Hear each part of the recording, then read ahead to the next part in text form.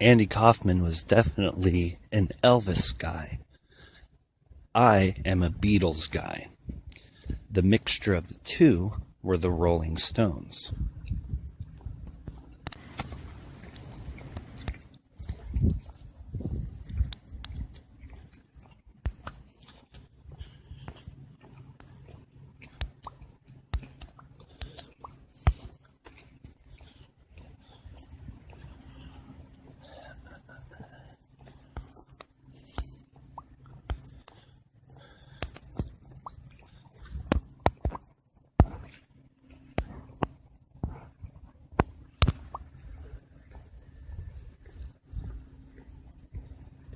People often ask, what makes you the Antichrist? Well, I know 7 secrets that nobody else knows, and I know it because I'm the Antichrist, and it's been in me all along. Number 1, the limo driver shot JFK. There were 3 gunmen. There was Lee Harvey Oswald, the guys behind the grassy knoll, and the guy up ahead at the train trestle. They all were supposed to fire, and they didn't get him. They all missed the main target.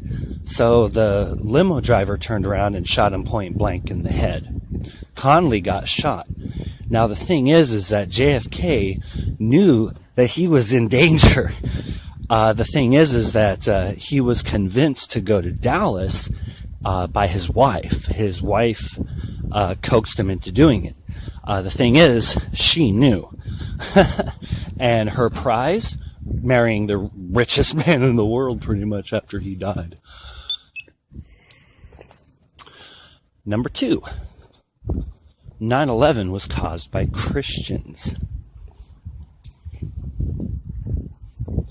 The thing is that W and the rest of his pals knew that 9/11 was going to happen. But they knew that once they had a clear target, which were Muslims, in order to initiate World War III so that the book of Revelation could be fulfilled, these are things that these people believe. They wanted to jumpstart the process because an enemy was found in Osama bin Laden. So they targeted him and found out that he was trying to attack America. So they pretty much let him. The Zeitgeist movie has a false piece of information in it. They show video footage and photographs where there's no wreckage at the site of the Let's Roll plane. But the thing is that I've seen with my own eyes. I saw with my own eyes the plane wreckage the day that it happened. So the thing is that it took a long time to clean up all that wreckage, and when it did, they took pictures of it afterward, and Zeitgeist used that picture in order to propagate their false doctrine. The thing is that the people like W and those people that are trying to initiate World War III in order to bring the book of Revelation, the thing is that all of them go to church on Sunday. Every single one of them. Even Bill Clinton. Number 3. The bodily remains of Jesus of Nazareth are in Rennes-le-Chateau, France. Ready for this?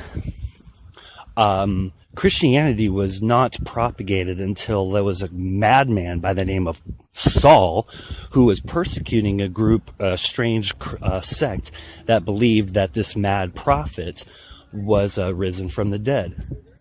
Yes, I do.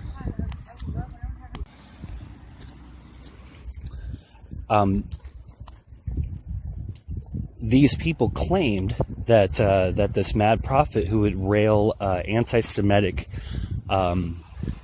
rantings against the leaders of the day, that he was resurrected from the dead, and the rulers wanted to wipe him out. So Paul helped them out. And he was really good at it because Paul was the kind of guy that when he put his mind to something, he would do it. But he was on his way to Damascus to kill a whole bunch of them, like he should have done. And then he got heat stroke, fell off his horse, and had a really radical vision. He was completely consumed with Christianity and destroying it and learning everything about it. So it is logically, psychologically speaking, that his vision or his warp caused when the heat stroke happened, that it would warp his brain and he would be, talking all crazy about Jesus and stuff like that. Even as imagining seeing him, because he's the only author in the New Testament that didn't see him personally, yet he wrote pretty much most of the New Testament. Okay.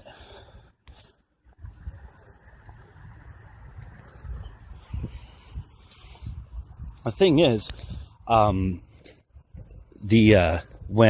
Paul went all over the place, his fervor and zeal really impressed a lot of people. So he got killed. He got killed, and all of his followers saw his zeal and kind of just pushed it forward. Fast forward a few hundred years later, after all of his writings influenced a guy by the name of Mark, who was hanging out with Paul most of the time, to create the myth and the legend that is known as Jesus of Nazareth, who is called the Christ. Taking bits and pieces from other,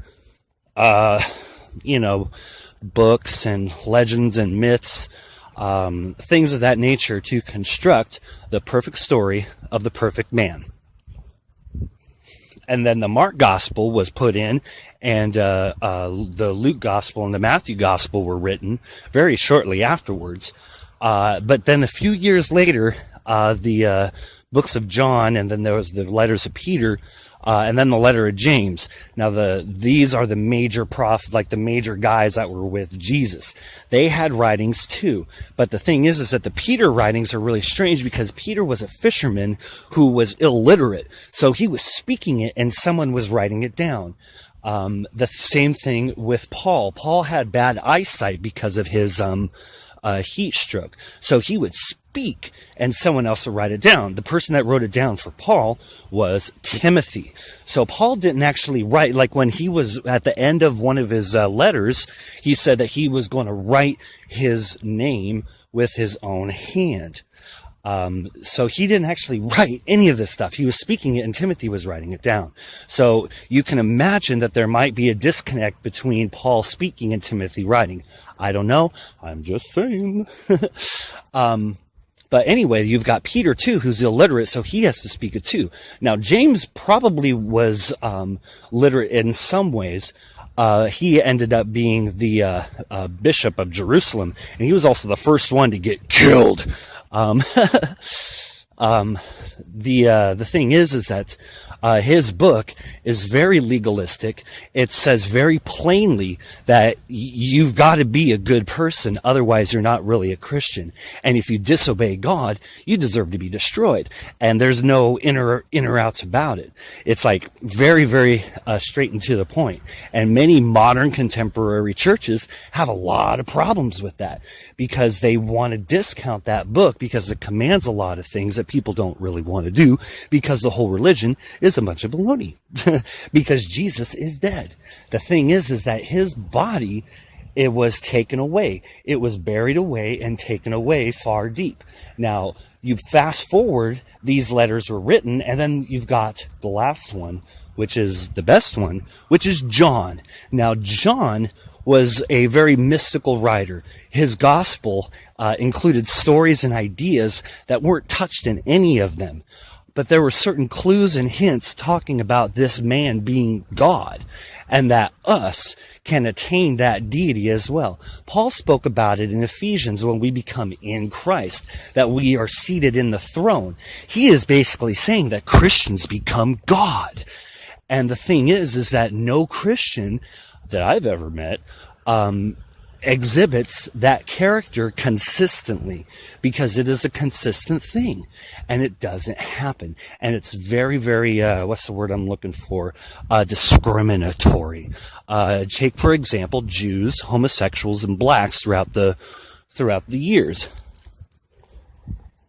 It has been Christian, and Native Americans and pretty much every other civilization that they've destroyed for the past 2,000 years.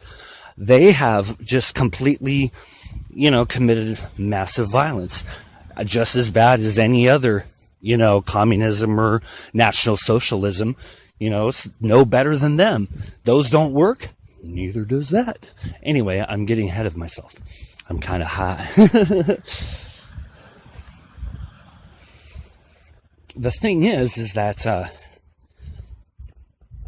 when these believers tried really hard, they were in John. I keep forgetting about John. I don't want to get ahead of myself.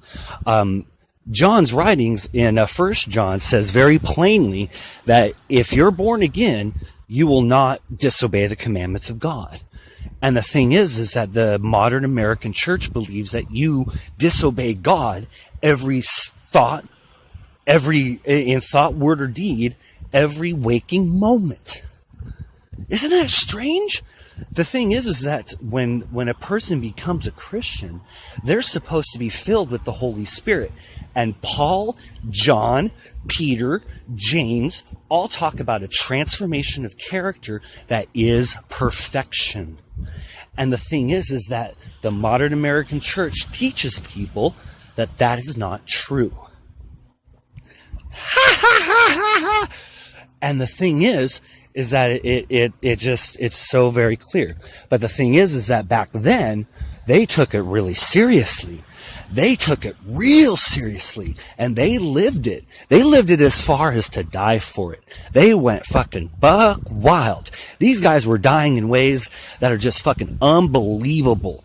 I wish they had cameras back then. Like the story of, I don't want to go off on it. But the thing is that the Roman government, which ruled the whole fucking world at the time, saw that all of this stuff was happening and saw these people who believed that this guy rose from the dead, that they were willing to die for it. Now, I want you to keep in mind that there have been other causes all throughout history that massive amounts of people have been willing to die for.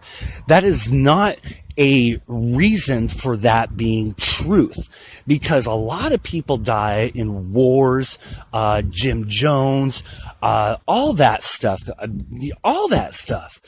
the suicide cult of Heaven's Gate. The thing is that although it's not as a massive scale, I guess, but you see my point. So anyway, I'm getting off track.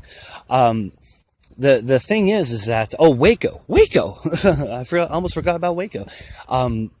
The thing is that these and not to mention the Buddhists that set themselves on fire, and Gandhi and all those guys. Anyway, the thing is that there was an emperor by the name of Constantine, and he saw that this was a massive threat to the rule of his empire, because these guys were everywhere and they were assholes. They were fucking up everything. But the thing is that he noticed a very good trait in them that he could exploit, and that was subservience. They were very humble, very contrite, and they were willing to do anything they were told, which meant they were good slaves. So what Constantine did is that he invented the idea that he had a vision. Now, modern day people say, he had a vision of this symbol or of the... No, he fucking made it up. He's like, I had a vision, because he saw logically, for the benefit of his kingdom, to have a kingdom filled with slaves. So he said, I had a revelation. I had a vision. I saw that I would win this battle in the sign of the cross. And he won. So he's like, now everybody has to be a Christian. What? So everything stopped. And Christianity was allowed. Fast forward a little bit later to the Council of Nicaea. Now keep in mind, the body of Jesus of Nazareth is still hidden away somewhere. It's like stashed away. The thing is that the Emperor Constantine wanted to give tax breaks and the tribute nullified for the church. But even 300 years after the inception of the religion, there were offshoots all over the place. You look at a recent religion today, which is the Church of Jesus Christ of Latter-day Saints. It is a Christian church, but the thing is that it is a major denomination, and it's only about 250 years old. And the thing is that it really only has 2 breaks. It's only had 1 split. By 325, which is gave them an extra 125 years, there were so many splits that even the emperor was like, what the fuck do you guys believe? We need to find out what it is that's, that you guys all agree on so that we can give tax breaks to those churches. Well, there was a group in northern Africa headed by this one bishop, and they believed that there was a division between the man Jesus and the Christ God. I believe they were called Donatists. They believed that when Jesus was a man, he could not operate in God. But when he was performing his miracles and things like that, he wasn't in Jesus, but he had a separate sense of self, I guess, disconnected from him, but him, which was the Christ God, which was performing all the miracles. And the Roman church and the church in Jerusalem and the church in what is now Turkey, they didn't like that at all. They thought that was way whack. They had huge arguments. So what they did is they delayed the messenger to the church in North Africa, because back then messaging services and things like that, because it was the Roman Empire was all over the place. They paid tribute too. But the thing is that the Roman Church and the Jerusalem Church conspired to keep the Donatists away from the Council of Nicaea so that they could make the creed without them and condemn them as heretics, which is what they did. They made the Nicene Creed, which listed all the things that they say that they believe, and canceled them out as heretics, and they got written off in the history books as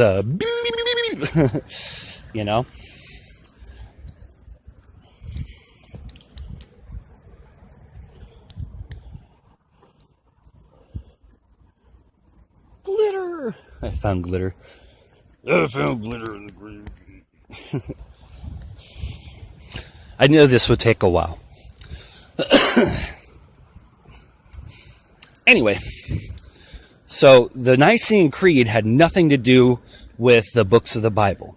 The Barnabas, the Thomas, the Proto-Evangelions, the Mary Gospels, the infancy shit, all of those are forgeries.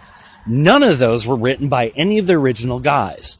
The thing is that when you look at the text, you've got to take some honest, okay, there's some things that are really, that we just have to take a grip on, is that these people actually wrote it down. But as I've just explained to you how it is that how it all fucking started, right? So think about that. These people believe that this stuff is real. They believe it's true, and they're adding to it as truth. Anyway, but the letters of Paul and the Gospels and the letters of the 3 original guys, those stuck in. The Council of Nicaea, the only books that they touched was they wanted to find out if there was a gospel tract called the Teaching of the Apostles, or the Didache. They were going to include that in the Bible, not the fucking Thomas shit, because none of that stuff is mentioned in the Council of Nicaea. The documents that they wrote down, all the canons and everything, is multiple volumes for the First Nicene Council. Multiple volumes. It's monstrous. I've read half of it. And because I had it on a PDF on my computer, and I had time to read it. Anyway, because that's what you do when you don't work, you read. Anyway, the Donatists got denied. The letter, also the 2 Peter, 3 John, and Revelation. Those were the letters that were being disputed. They wanted to include the Didache. They were thinking about putting in First Clement, which was written by the Clement of Rome, which is mentioned in one of the letters of Paul, but they decided not to because he was not one of the 12. And Paul was special because he created the whole thing. Anyway, so that's what the Nicene Council did. All the stuff about everything else, that just makes a History Channel try to sell you commercials. Which is weird because half the commercials on the History Channel are of other History Channel programming. So how do they make money? Anyway, product placement. Duck Dynasty is marketing everywhere, all over fucking Walmart in the Midwest. That's like the only way they can make money, I guess. Anyway,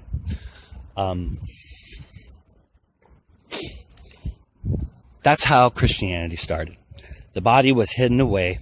And then you fast forward 1,000 years later, when Christianity pretty much is pretty much set as the conquering force over the entire fucking world. And something happened. It was called the First Crusade. There was a group called the Knights Templar. The Knights Templar were a brotherhood of knights that swore an oath to be pure and all that shit for the purpose of protecting pilgrims going from Europe to Jerusalem, because they were going through Muslim territory, and they had been doing that for a very long time, for about a few hundred years. And the Knights Templar would protect them. And they would go through massive Muslim territory.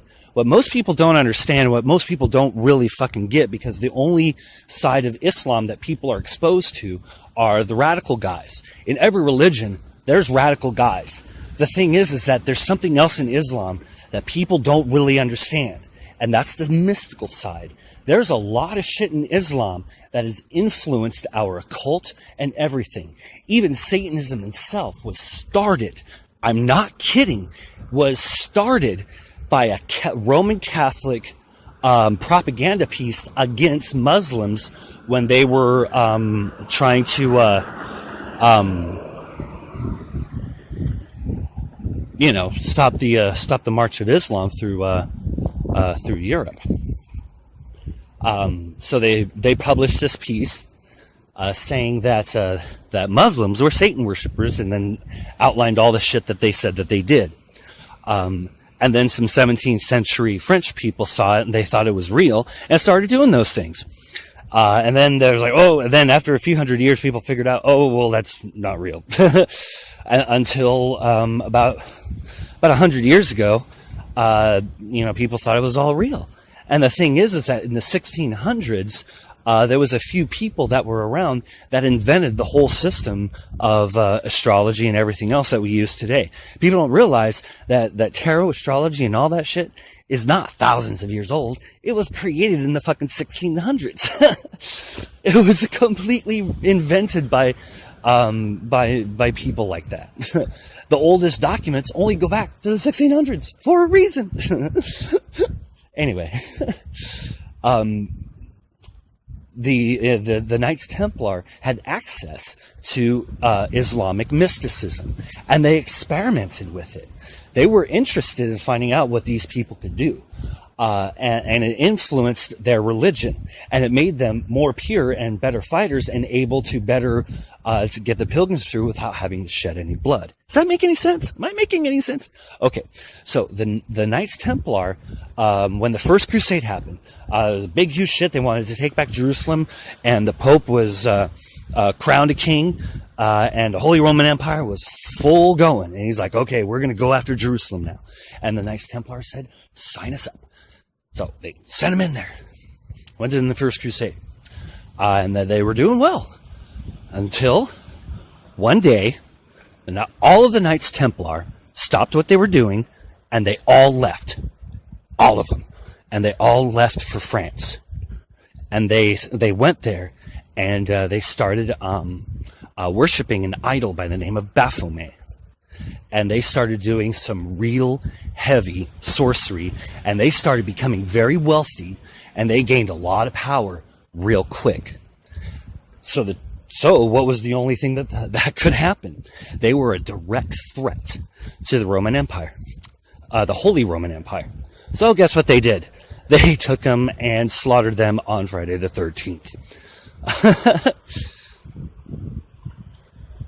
And they did it really horrifically and very graphically for a long period of time.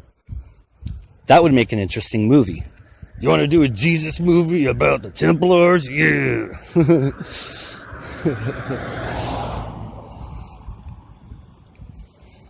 Anyway. So, the Knights Templar gained a lot of power. What happened? What happened? What happened? What happened? What happened? They found the body of Jesus. They found the body of Jesus. And they're like, oh! And they fucking put everything fucking together. And they fucking went back. They weren't worshiping Baphomet, folks. They converted to Islam. The thing is that the legends and stuff like that they were worshiping Baphomet and stuff like that was invented by the Catholic Church. They became Muslims. And they found the body of Jesus. And they hid it in their church. And guess what? The Romans found out. The Roman Empire found out. And they figured out that, oh my God, we have created this entire 1,000-year empire, or about to do, all on a big fucking lie. Oh well, let's just do it anyway. And that's exactly what the fucking Roman Empire did. And they hid it in a church in France, Rennes-le-Château, Priory of Zion. All the bullshit about Holy Blood, Holy Grail, Mary, fucking Jesus and all that, it's not real, because Jesus never existed. Or actually his body is there, so I guess he did exist. They have the body of somebody. That was number 3.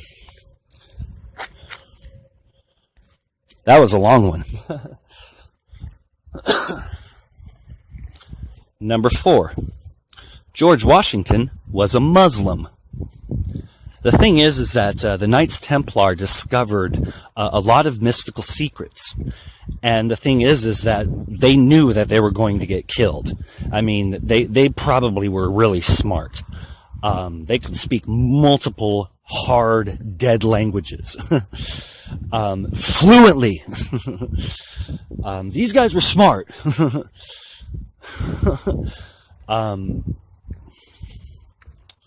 They had to pass their knowledge on. So they did. They had to, share this knowledge with other Muslim believers. There was a Muslim in the Egypt area that started the assassin cult, where he would take prospective believers, get them high, take them to paradise, and then he can have them do whatever they want. The thing is that he was a lot more focused than just kidnapping people and getting them high. The thing is that he was trying to destroy Christianity, and he discovered a process on how to do it. And he could do it psychologically without having to shed any blood, because that's the one thing about Christians that you just can't do, because when you kill them, it makes them grow. So you have to find other ways to destroy them. You can't kill them because it makes them grow. So the Muslims figured that out. So they were surprised at the First Crusade, like, wait a minute, you guys aren't supposed to be attacking us. That shocked the fuck out of them. They didn't mind. They gave them an ample opportunity to slay heretics. But that's just the way they are. But the thing is that the Templars discovered a lot of knowledge and stuff, and the assassin, I can't remember the name, Hassani Sabah or something like that. That was the head of the assassin cult. He's Old Man on the Mountain. The whole legend, the Old Man on the Mountain, that's him. He discovered a process to destroy Christianity by turning people into gods. And the Knights Templar figured that out too. And so there was a mixture of that. The Templars were aware of this because they were in that area when he was around, or at least his ideas were around. And this was a very powerful group. They could do anything that they want, pretty much. And there's a lot of Islamic drama between the different camps that were claiming to be the heir to the throne of the Islamic, system, I guess. And he was a major player in that. But he ended up losing because, he ended up disappearing, and then all of his followers just kind of, eventually just kind of petered out. But that didn't stop the Templars from absorbing that information, including the process. And they had to disseminate it.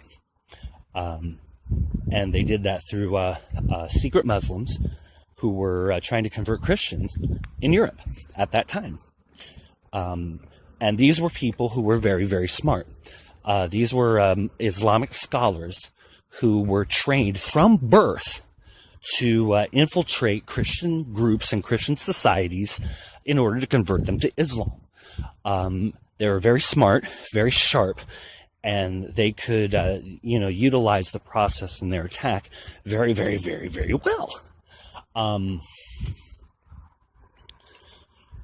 So the thing is that the Templars took all this and taught it to people.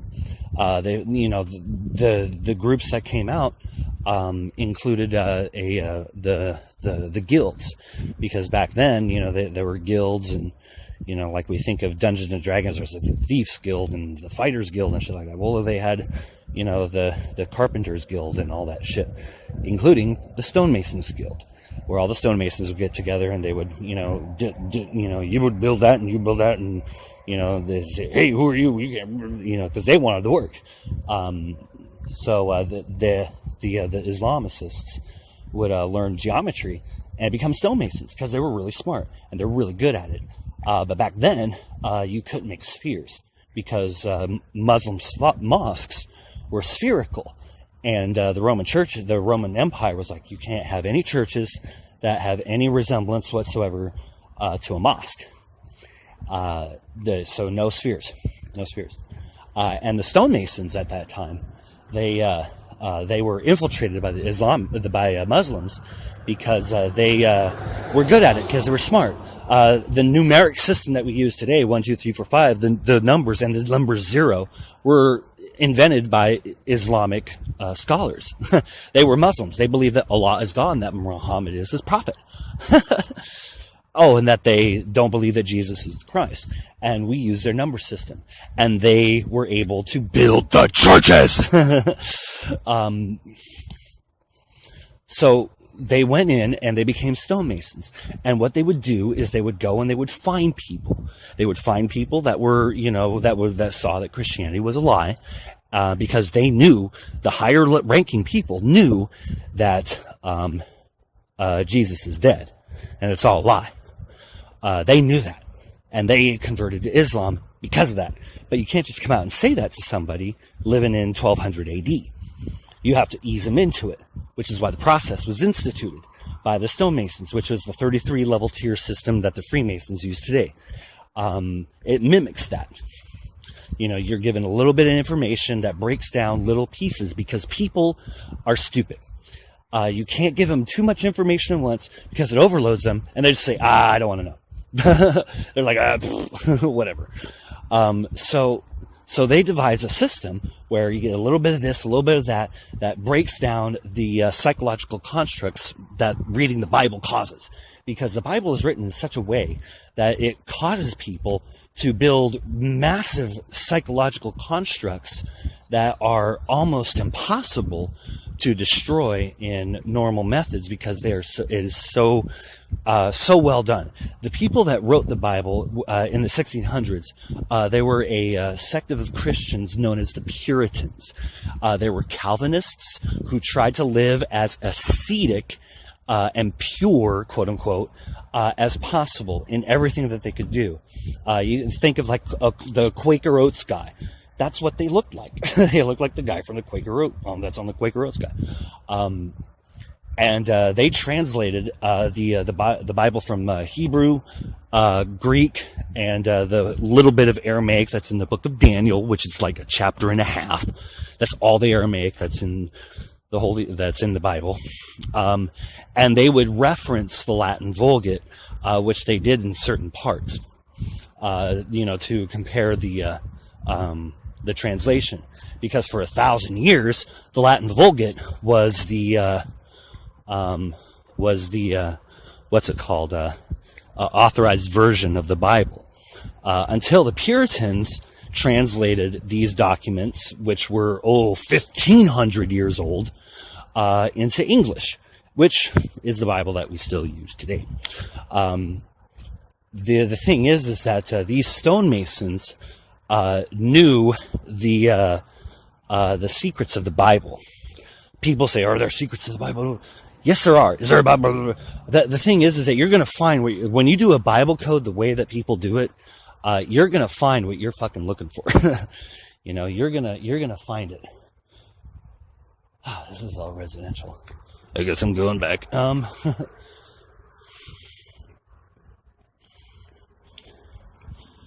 I'm stuck here. Anyway, I'm in Santa Barbara. Oh, hold on. It's 5:18 in the morning.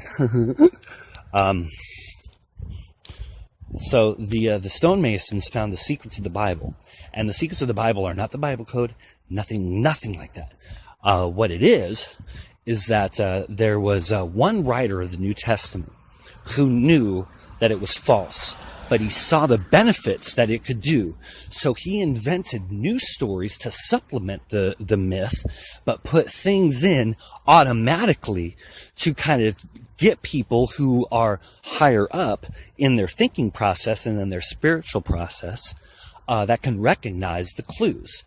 And really, it's in the book of Revelation, because there's something in the book of Revelation that people really don't see right up front, because people get bombarded with all of this pop culture revelation shit. They get this idea of the 7-year pre-tribulation rapture, blah, blah, blah, because it's been spoon-fed to us since fucking birth. Our entire generation that's alive on the earth today has been alive the entire time that the doctrine of the pre-tribulation rapture and the 7-week tribulation where the Antichrist rules the world, that is actually a recent interpretation of the book of Revelation. It's only about 150 years old.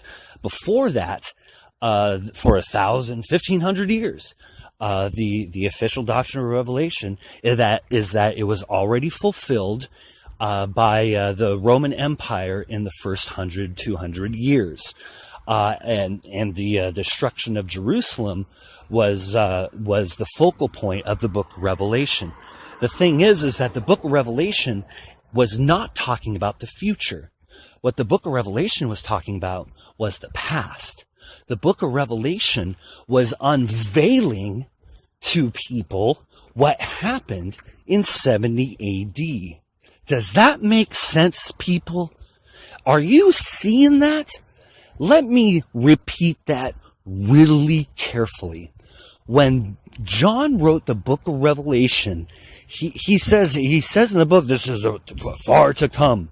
That was just to trick people. Thing is that when you line up all the events and make 70 AD the central point, it all adds up. Everything adds up. Anyway, the third of the earth and all that is talking about the third of the angels being fallen from heaven. It's symbolic. All the things with the chariots and stuff like that, that's what was happening at that time. Or when the 70 AD was happening, when Titus went in and demolished the fucking place. He was saying that the book of Revelation is like the spiritual picture of that historical event. So, anyway, The Muslim scholars, the Freemasons, knew this, and they would introduce these secrets of the Bible to people. Oh, and also that John, in the book of Revelation, in Revelation 13, that he was talking about a world Christian order, because the biggest threat to Christianity is that if it did become institutionalized, and that if it did get mandated worldwide, it would actually be the Antichrist.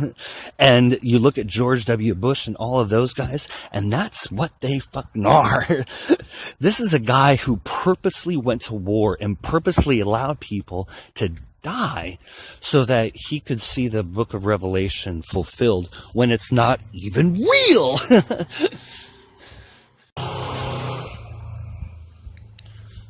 Anyway, these the stonemasons, which later became Freemasons, and I'm getting ahead of myself, these stonemasons would introduce these concepts to people. And remember, this is back in the 1200s. So they didn't know anything about this pre-tribulation rapture bullshit. They understood that the book of Revelation was talking about 70 AD. That's what they believed for 1500 years.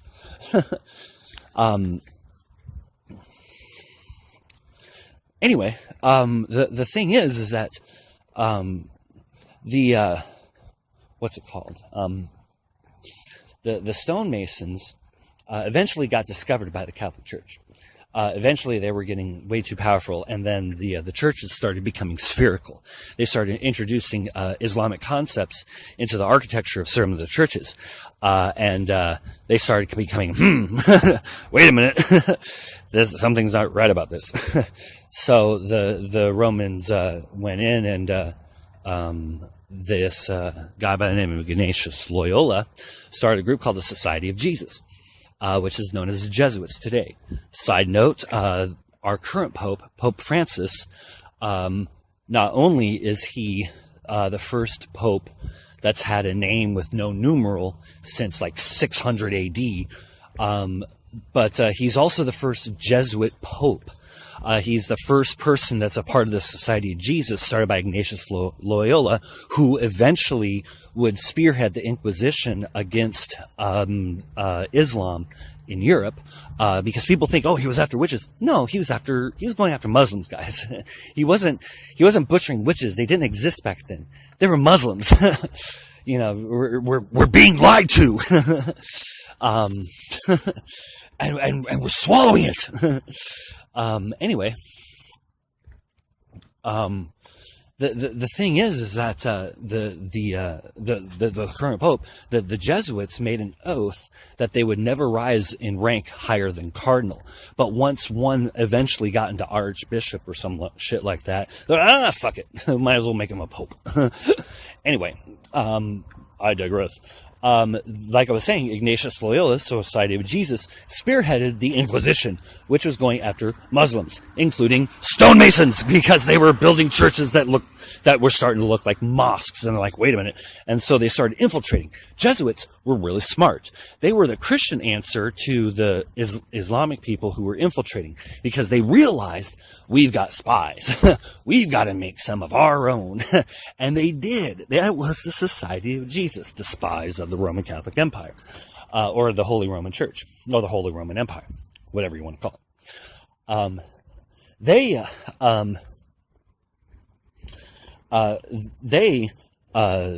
started going after him, and they had all sorts of weird, wacky stuff in their stuff too, just as the Freemasons did too. And the stonemasons all got slaughtered, and they had to take their information elsewhere. But at that time, all that was happening was at the dawn of the Enlightenment, when people were starting to realize, hey, this is all bullshit. You know? So the thing is that these people were starting to see this. And one of them was a guy by the name of Adam Weishaupt. He was a German. And he saw some of this stuff and created his own society called the Bavarian Illuminati. There was another group in Spain called the Alumbrados, and they were an Illuminati too. Now, some of these guys believe some weird things. Some of them believe that Jesus and Mary fucked and had kids, and believe that this guy and that were kids. Well, that's impossible, because he didn't get married. I mean, he was dead. He died when he was up there. I don't think people realize, but when you're on a cross dying, you're in a lot of pain. And the thing is that his back was completely just sliced to shreds.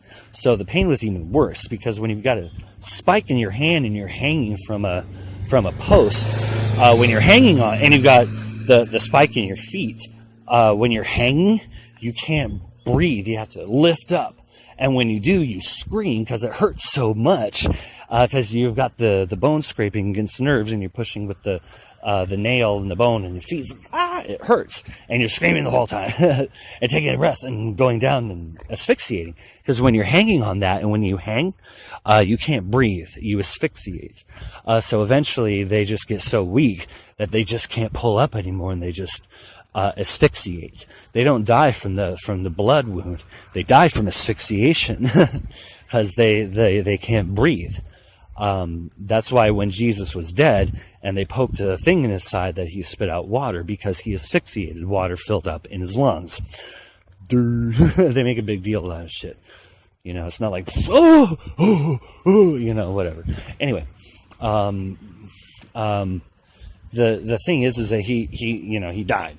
And they knew that his body was there, but they knew that they had to keep the empire going, otherwise they would lose all their power. But the Enlightenment was happening at the same time. Some of them believed that Jesus survived the cross. They had their own fucking bullshit stories, whatever. And they were still a threat, because they were causing people to think differently, to expand their minds, like, oh, this is all wrong, to expand all that stuff. So they... all these groups started popping up, and the Roman Church finally, like, we can't stop this. And then the Reformation happened, when Martin Luther just nailed them to their own cross, and Europe fucking erupted into war. The church still persecuted these groups and went after them, because they still exerted a lot of power. But the Protestants were starting to rise up and taking control of Germany. They took control of England. They were taking control of France. They were going all over the place. So they're like, no, the Roman Catholic Church was like losing control of everything.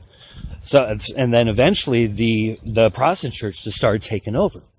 So, and all these, the Freemasons too, they saw that these Protestant groups, like, oh, hey, we need some help. So these secret Muslims started infiltrating the Protestant churches. So the way that they did it was they created this system where they took the information that the stonemasons had and secularized it. What that means is they stripped it of all religious names. They took all the names off and just made it something so that if they had to have a name, they would just pick some like old mythology that didn't really matter. You know, they just made it up. They just made it up. But the thing is that they instituted the process into it. They instituted the process to convert these Protestants into Muslims so that they could go after the Roman Church. So anyway, what they did is they created the Freemasons. The Freemasons are really secularized Muslims that are trying to infiltrate Protestant churches to convert them to Islam to fight against Rome. George Washington knew all of this. George Washington, when you see him praying, he's not praying to Jesus. He thought he was a prophet, just like the Quran says. But he was praying to Allah.